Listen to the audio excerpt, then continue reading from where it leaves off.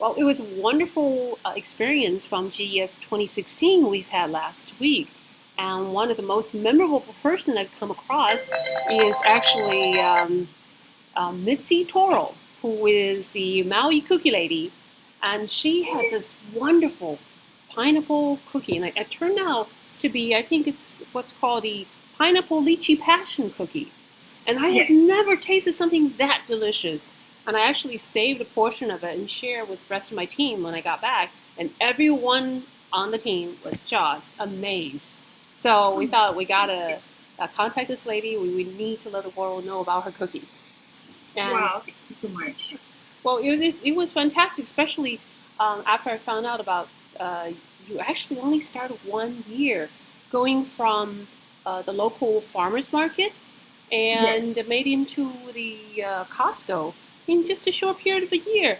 I don't think I've ever known anybody who's accomplished that much that quickly. And But yeah, I'll take.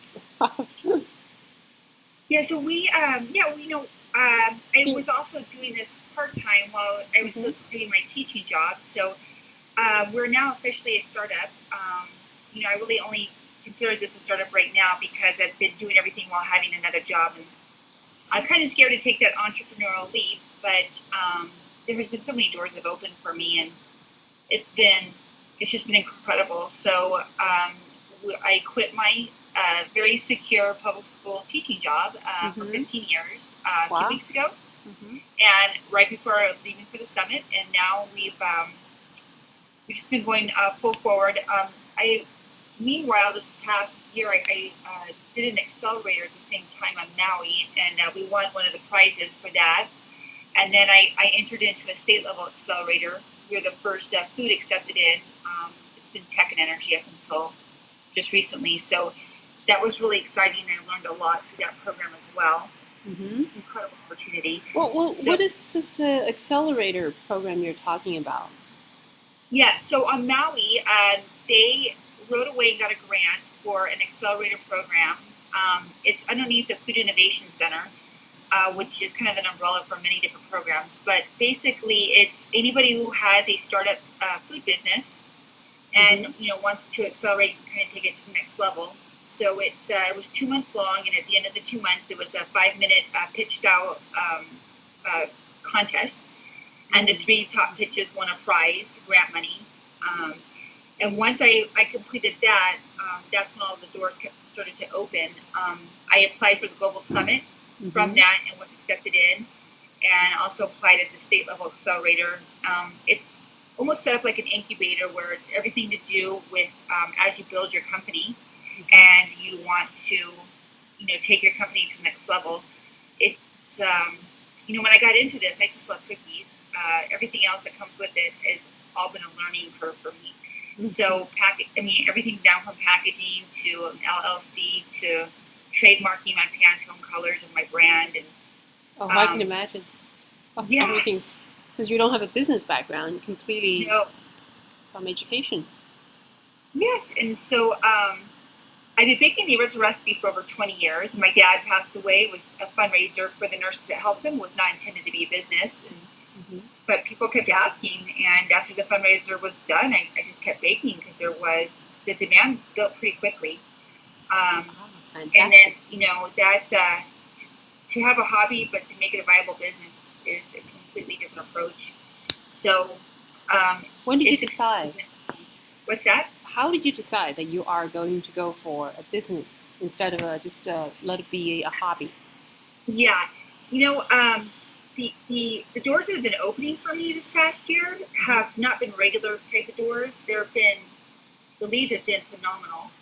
We've gotten a lot of media coverage, Mhm. TV and magazines. Even made a magazine in New York, and it's I kind of feel like it's my dad, guiding me from above, and if it wasn't meant to be, why would all these doors keep opening? So I haven't really been focused on it full time, thinking at any time people are going to stop buying the cookies, but they're not, It is and we're fantastic. selling out every week. Mhm. Oh, And yeah, and so I don't know really how far I could take the business unless I really focus on it. And so the good thing about cookies is everybody likes to eat them, and yes. We really don't have a lot of cookie companies from our island. There's two other islands that have pretty big companies that that island is familiar with, but Maui, we're still kind of developing. There are several cookie companies here on Maui, but we're the only ones kind of doing the big chewy type of cookies. Most of the cookies in Hawaii are shortbread style, so it kind of makes us a unique niche. And Hawaii gets over 8 million visitors a year, and even people who have never been here are familiar with Hawaii. So it's an untapped market. There are no cookies from Maui on the mainland anywhere, and very few Hawaii products.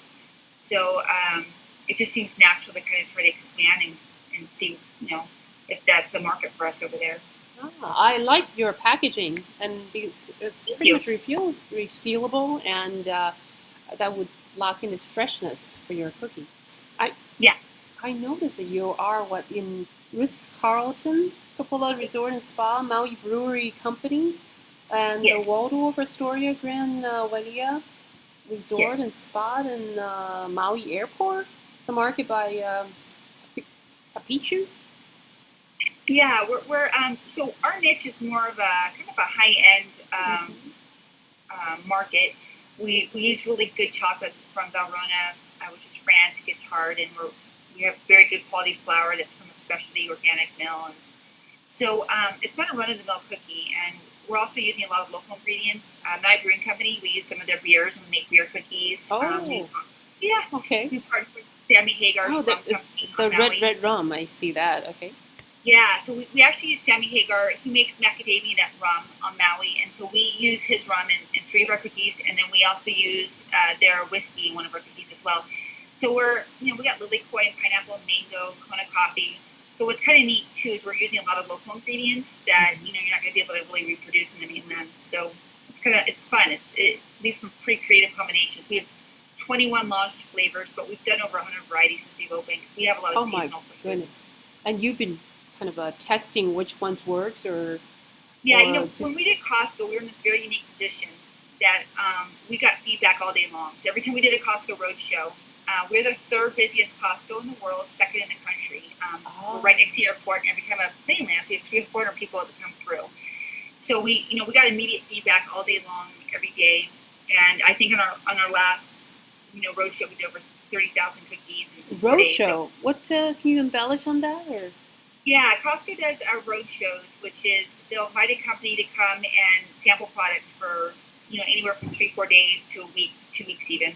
Wow. So we did the Costco road shows for over a year, and so what was kind of neat about that is everybody coming through is tasting our cookies and giving us immediate feedback right away. So we were able to kind of filter out the cookies that didn't do as well, and then we also got great positive reactions too. So we kind of know which ones sell well. And just looking also by what gets posted on social media, people taking photos or if they make a positive comment, that also kind of lets us know what people like and what's getting ordered. Wow, that is fantastic. This is a great way to get some feedback and modify accordingly. But how did you get to be exposed to Costco? Did you kind of bring your cookie to Costco managers, or how? It's an interesting story. We never dreamed of being Costco because it's such a big company, and I was just at a farmer's market once a month. But even the once a month farmer's market, we would get a line, sometimes half-hour line to get our products, and we were selling out within an hour or two. So the demand started building pretty quickly. The general manager at the Costco, he saw me shopping there one day, and he congratulated me on the success of our company. And just we're really starting to get a good reputation. And very good. He invited us into Costco. He said, "Why don't you, make do your products here?"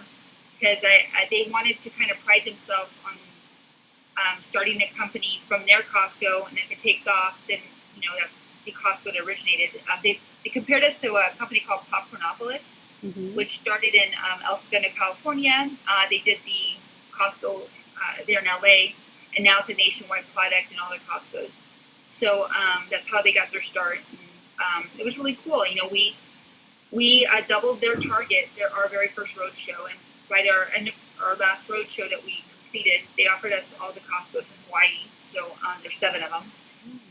But to logistically execute that and keep the quality of your product is a whole nother set of challenges. So we're isolated on the island, so that's a factor as well. Getting the ingredients here and then shipping everything out. But a lot of people will know about your cookie very quickly too. Yes, If that's it's good, yes, and which is got a lot of exposure. very good. Oh, fantastic. What about your team of people? I mean, I've noticed on your Facebook page, which is also the Maui Cookie Lady, and you have a team of people in your kitchen. Is that correct? Or how did you... we're we started, it was just me, kind of a one-person show as a school teacher, and now we're up to 7 employees, and we just brought on a rep from Florida, ironically. Oh, really?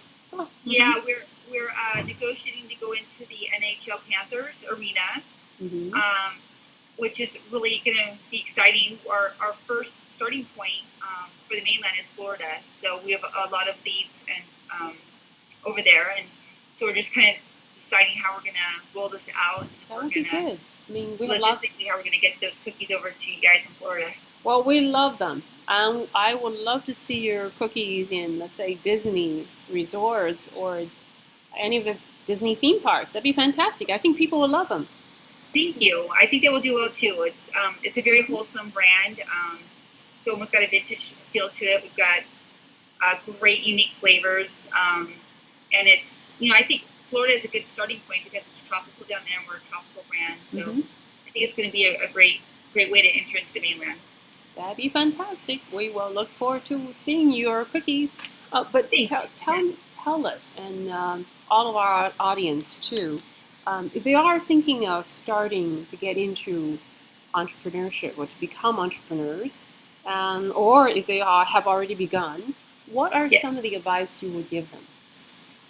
The biggest advice I have is to don't give up your day job. So, you don't really know if you have, everybody believes in their product and that's why they want to be an entrepreneur, but you have to really see if there's a product market fit. So, and that's through a lot of hard work and just hitting the pavement. But for me to be able to do this while still having a steady income was really key for it being successful, because I didn't have that pressure of chasing numbers right off the bat. So I think maybe one of the mistakes people make is they just they give up their steady income and they just dive right in. We've also done everything debt free, which is very important as well. Oh yeah. You start a company with a big loan, and that's a lot of pressure, and then it becomes not fun anymore. And I always told myself that the day this isn't fun anymore, I'm not going to do it anymore. And I think people, feel that we're in a unique position. We have a waiting list of accounts. We have a lot of people pushing in. We're not pushing out, and that's kind of where you want to be with the company. And then once you're kind of at that magic moment, that's when you can quit your day job and just take the next step. But so did you get into Costco before you quit your day job? I did. I got substitute teachers to cover my shifts while I worked Costco, and then we had a team rolling cookies all night long and baking, and then I would start in the morning and finish till nighttime. I didn't sleep for 2 weeks. Literally. Oh, yes, I believe it. I believe it. Yeah, every time we did a road show, but it was it's great because after Costco we're still every time we do a Costco road show we would reap the benefits for a couple months. People would still talk about, I tried your cookies at Costco, and even if they didn't buy them, they tried them. And we went through, I think in our last Costco roadshow, we had set aside 4 days of samples. We had dough set aside. We went through it in a day and a half. So for us, that's a success. Whether they buy it or not, they're out there sampling our product, and maybe next time they'll remember and want to buy it in the future. Did you ever try to go on any of the very well-known entrepreneur shows, such as the Shark Tank or the Profit, or any of these types of TV reality shows? Yeah, I never heard of the Profit, which is really neat. I'm glad that you have brought that up. We ended up applying for Shark Tank. They came out here just a couple months ago. We got pretty far along in the process, but I don't think we've made it to season 8. It's pretty competitive to get on the show, but it was it was neat that we got as far as we did. And then we've been so busy working the business. I haven't really the Shark Tank was presented to me by an investor. I didn't even know they were coming to Hawaii, so I just kind of applied on a whim. But Yeah, it would be neat. It would be a neat angle because we are, in this beautiful resort area, and it would be fun to see a startup grow. And then, the film crew would have the added benefit of being able to stay in Maui, right? Yes, that's true. Yeah. Well, this is fantastic, and I really do look forward to seeing your cookie everywhere, to be honest. So it'd be much easier for us to obtain them, because I think ever since I got back, I think people on my team are still asking, where can we get some more? I said, okay, well, we're gonna get some. We're gonna actually order it from one of these resorts. But I also like to find out your feeling in terms of having gone through dealing with a lot of different accelerator program or grant program or potential investors. What are your any kind of a special sense or advice you will provide for our entrepreneurs in the future? Yeah, my advice is, we're still self-funded to this point. Mm-hmm. My advice is to just stay self-funded as long as possible. As soon as you start bringing in more and more people, and splitting up the pie gets a little bit more complicated and also hinders future investment. Mm-hmm. So my advice is just accomplish as much as you can, self-funded on your own. Try not to take out loans. It gets a little tricky. I know it's hard, but there's this process called the lean startup, and you can Google it, and there are actually free videos on YouTube that you can watch. It's a whole series of classes for free. It's called the lean startup, and it takes you through the whole business model canvas. And it's like the 9 key boxes. It's like a business plan on one page, and it'll really help you figure out your customer discovery and your MVP, minimal viable product, without putting out a lot of money. If you have something that's going to pay off, and the more work you do on your own, and the more groundwork you do, the more attractive you are for future investment, because you've proven that your product can do well, and that you have skin in the game, and you've self-funded, and you've gotten where you have without taking on anybody else's money. I think that is my biggest advice. It's just to grow as fast as you can without too much risk, and not doing a risk that you can't recover from. So every risk I take, if it doesn't work, that's business, but it's okay. I can recover from it because I'm not taking too big of a risk. Very good. Fantastic. These are all the words of wisdom that a lot of our entrepreneurs need to hear from you. And what about just out of curiosity, what did you teach? I was a school counselor for many years. I've taught a few different things. English as a second language, history. I was also did some testing coordinating, and I wore many hats. So I guess I think I've always inside loved the challenge. But my main role was a school counselor, and I did middle school teenagers. It's sometimes the hardest age group to work with as teachers, but it was my favorite age group. It's when I really was able to feel like I made a difference. Well, I did notice you seem to be able to handle a lot of different situations, and seem to be able to deal with all kinds of people very well. So that must be special training ground for you previously. Yeah, right. All my counseling training, right, to definitely be able to network and work with people. It's all about connection and relationship, and just like with our kids, they're not going to trust you or open up or be open to your advice or want to work with you if you don't have a relationship or rapport. So I think it's just the same concept with business. Very good. And where would you like to see the Maui Cookie Company or the Maui Cookie Lady head toward in the next few years? Yeah, that's a great question. I really, we are looking at a high-end department store in Honolulu, so I'm hoping to start selling out of Honolulu at some of the nicer department stores. We roll out our shipping online in about 3 weeks, so we're gonna really focus on that as well. We may not do as many retail in Hawaii and just focus more on our online shipping. So we're going to be offering free shipping nationwide and free returns, which is a neat concept. And it's Amazon has really affected, I think, the way people shop. And when we went out and did some of our customer discovery, they were willing to buy a product with free shipping. So that's what we're working on now. We're rebuilding the platform of our website, and hopefully by the end of July we'll have that up and going. So we're going to increase that. And then we're going to be heading over to Florida pretty soon in the fall, and hopefully some accounts there. And yeah, if I was ever to get an account like Disney, that would be a dream. So Oh, fantastic! And also, I wonder if you thought about like cruises. I'm sure they always need wonderful gourmet style desserts. that's a Cruise airports. Hmm. yeah. One of the reasons why we've done so well at the Maui airport is I think once you're there at the airport, you've got a lot of time to to to pass by. Some people I think just naturally shop, and we were able to negotiate an aisle presence and a sampling station. So once we got our own sampling station set up and we're right on the main aisle, it was an incredible opportunity because there's so many people coming in and out now, see our brands and sample our items. So it's now one of our biggest accounts. Ah, So fantastic. yeah, a cruise ship would be similar where you get a lot of time to shop. Well, let me just go ahead and reiterate for our viewers. Let's make sure they know how to contact you if they are interested in trying any of your cookies. Thank you. Let's say your website is TheMauiCookieLady.com. Is that correct? Yes, correct. It's Yeah. TheMauiCookieLady.com. You also Yes. have a Facebook page, right?